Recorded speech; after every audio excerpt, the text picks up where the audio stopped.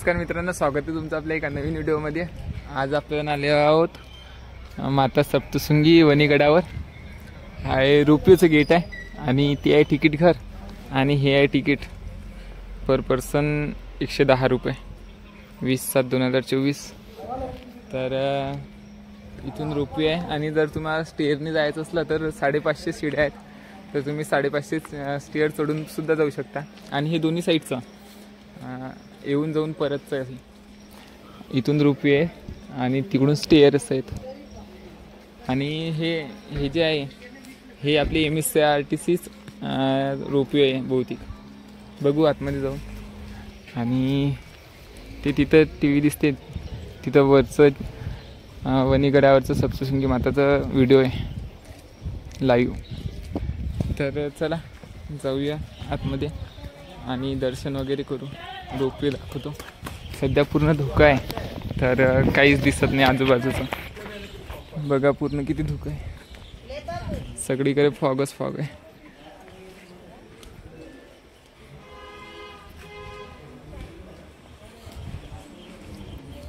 Ropeway आणि याच्या बाजूलाच तिकीट घर आहे।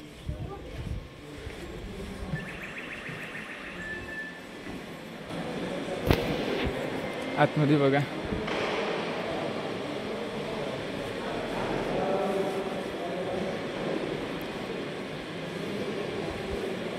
दर्शन घ्या करून गणपती। तर आतमध्ये तुम्ही प्रसाद वगैरे सगळे घेऊ शकता। हे समोर रोपवे आहे, इथं वॉशरूम आहे आणि इथं देवीसाठी तुम्ही नऊवारी वगैरे घेऊ शकता, प्रसाद पेढे। चला तर जाऊया।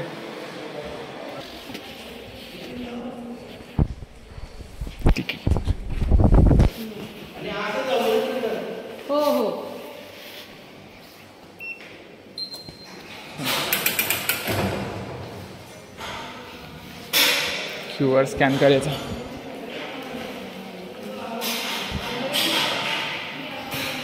इथं पण आतमध्ये टॉयलेट आहे आणि वेटिंग रूम पण आहे, पिण्यासाठी पाणी। रोपवेकडे जाण्याचा मार्ग।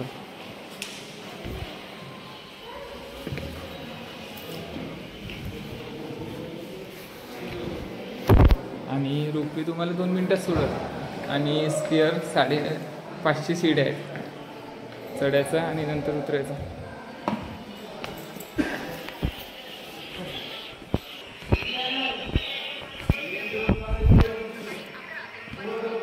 सेकंड टाइम QR स्कॅन केला, तिकीट ठेवून जात मध्ये।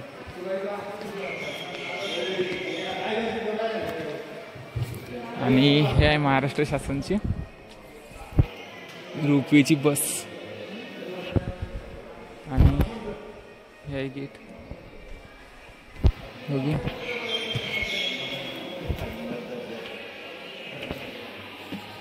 सेकंड मध्ये F मध्ये।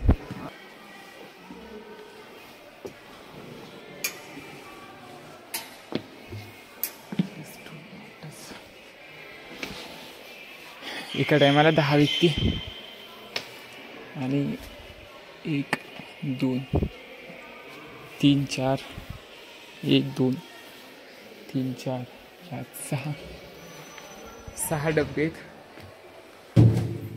तर बघू किती वाजता निघते आता।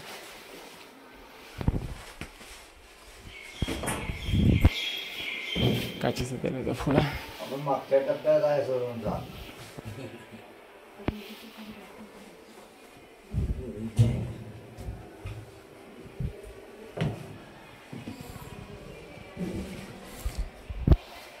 तर चला तुम्हाला गड दाखवतो वरती। आणि गडावरूनच मार्कंडेय पर्वत, श्री मार्कंडेय ऋषीचा पर्वत सुद्धा दिसते। आता फॉग आहे, दिसणार आहे की नाही दिसणार माहिती नाही, पण जेव्हा उन्हाळ्यात तुम्ही येसाल तेव्हा दिसतं। आता मान्सून चालू आहे, पावसाळा, तर पूर्ण धुकं बसलंय। बघूया 2-3 मिनिटात हे बस वरती मंदिराजवळ सोडते आपल्याला।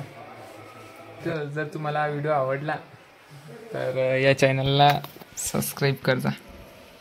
प्रतीक तायडे ब्लॉग्स या चॅनलला सबस्क्राईब करून ठेवता आणि व्हिडिओला लाईक सुद्धा करता. आणि जे तुम्ही खाली तिकीट घेतलं ते सांभाळून ठेवा. वरती रिटर्न यायला पण तिकीट लागल. जर तुम्ही कमा असाल तर वरून येण्याची फसल. चला लगेच निघणार आहे आता हरण बाजूला. इथं खाली आहेत लोक आणि वरती आहेत लोक. गेट झाले पण बसून घ्या. हॉर्न वाजला निघूया.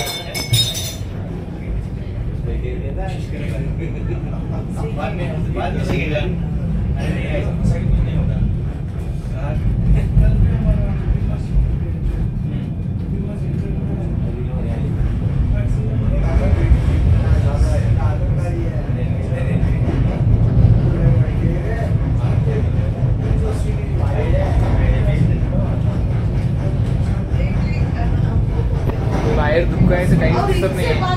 आधी गडाचे गाव सुद्धा दिसत नाहीये. आणि ती दुसरी रिटर्न चालली.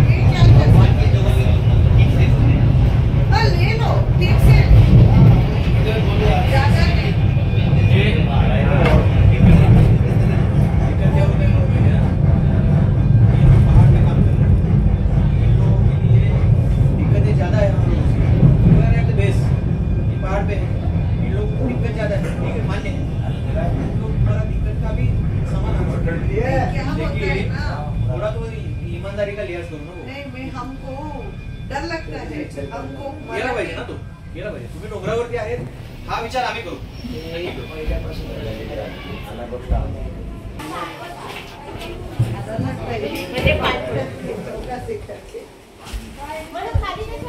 एक मिनिट सुद्धा लागला नाही वरती यायला. चला.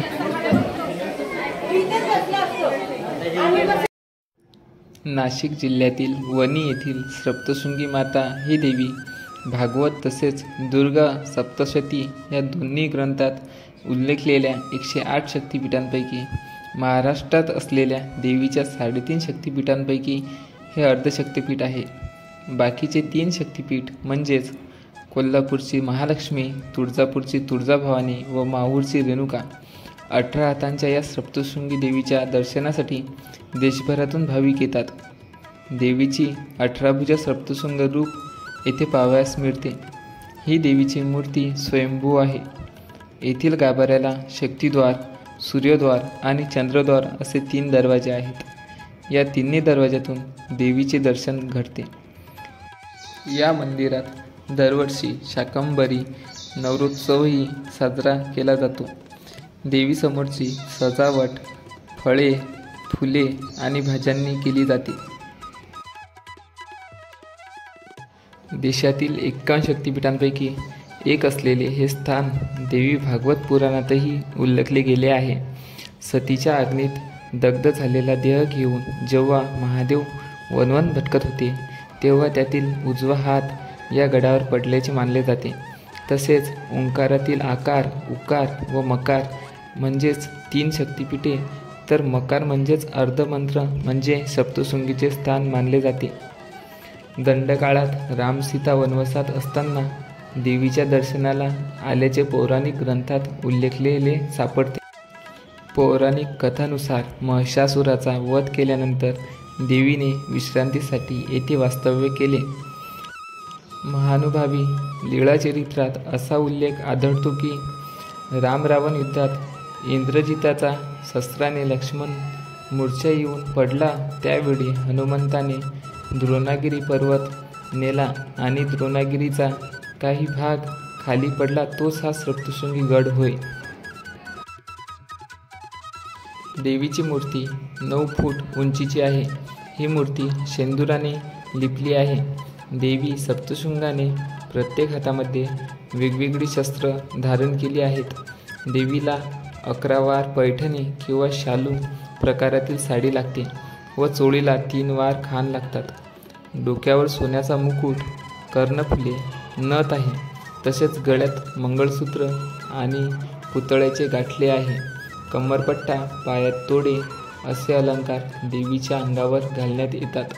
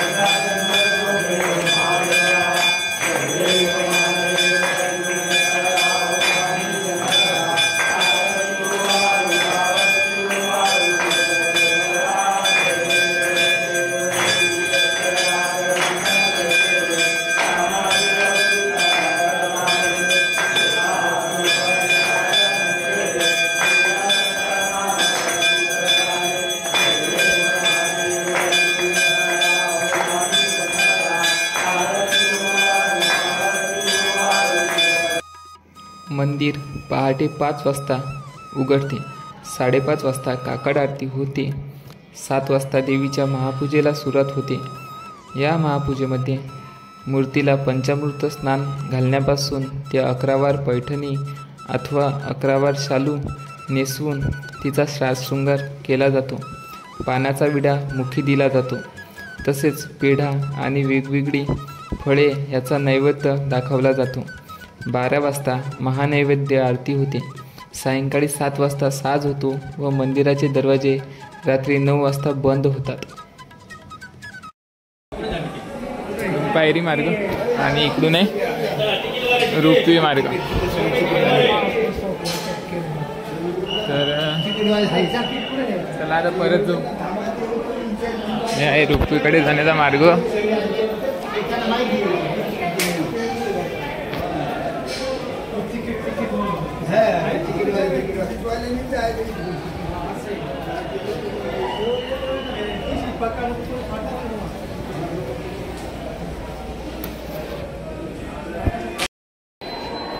रोपवे मार्ग.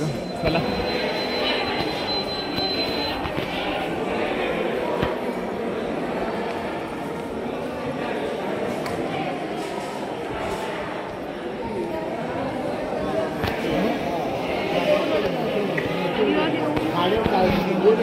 इथून काही घेऊ शकता तुम्ही.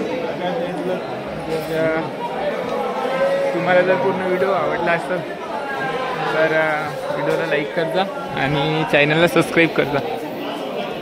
तर हा व्हिडिओ इथंच एंड करू आणि माहिती कशी वाटली ते पण कमेंट करून नक्की सांगा. आणि तुम्ही जर नाशिकच्या जवळपास आले तर एकदा नक्की इथं या. अतिशय सुंदर आहे आणि सप्तशृंगी मातेचे रूप असे डोळ्यात भरण्यासारखे आहे. तर चला जाऊया, भेटूया नवीन व्हिडिओमध्ये. तोपर्यंत बाय बाय.